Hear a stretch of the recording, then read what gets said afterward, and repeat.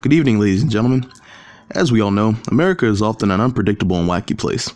Historically, we've done arguably strange things, such as throwing barrels of tea into the ocean, letting Florida people roam free, allowing Canada to exist, and this thing. So today, we're going to learn about a court case that simply serves to maintain our shining reputation.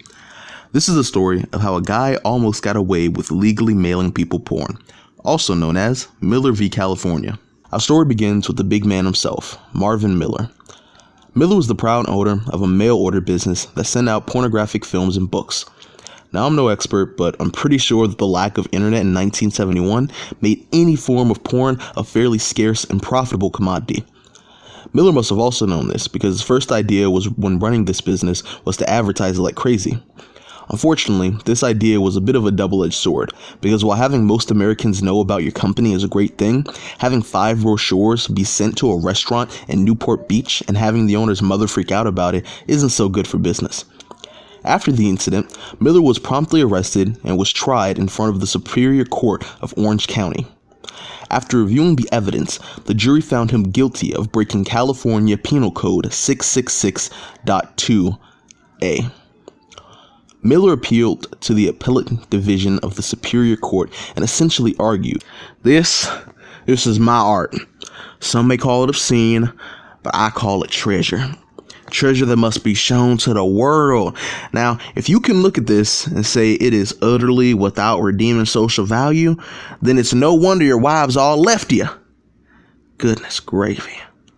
In reality, his main argument was the jury's inability to consistently define and judge what was considered legally obscene, due to them not using the standard of the material being utterly without redeeming social value. This standard was set by the Supreme Court case Memoirs v. Massachusetts in 1966, where a novel called Memoirs of a Woman of Pleasure couldn't be censored due to it not meeting all 3 of the criteria necessary to be considered obscene. These criteria were appeal to prurient interest, be patently offensive, and have no redeeming social value. They agreed that the novel met the first 2 criteria, but not the third. However, this case was also predated by another one that was extremely similar to Miller v. California, Roth v. U.S. in 1957, where essentially it was deemed unconstitutional for any material to be published that was obscene. Here's a quick timeline. Obscene materials are not legally protected by the First Amendment under freedom of speech or expression. In 1957, obscenity was loosely defined as this. In 1966, it was defined as this. So in 1971, the same rule should have been applied, but in Miller's eyes, it wasn't. The big idea that brings this all together is simple and oh so brilliant.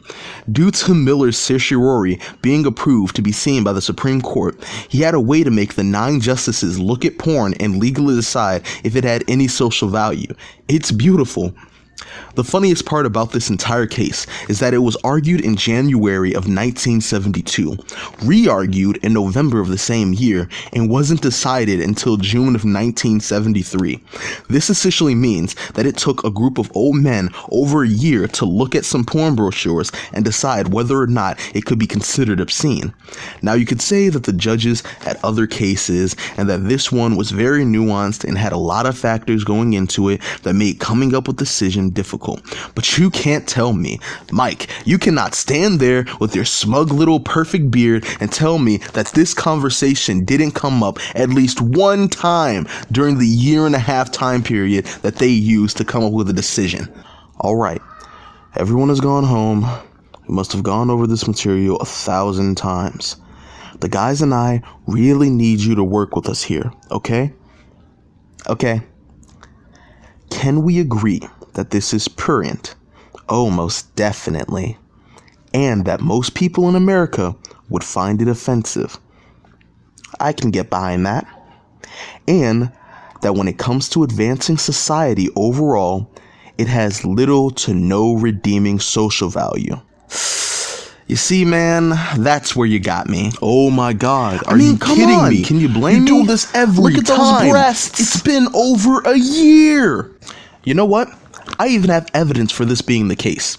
The decision was a 5-4 in favor of California, so not only was the decision extremely close, but they had to strictly redefine the obscenity test as the 3-pronged standard, aka the Miller test. While very close to the original, the main differences is in the third criteria: whether the work taken as a whole lacks serious literary, artistic, political, or scientific value. If that wasn't the result of countless hours of debate over whether or not this is obscene, then I don't know what is.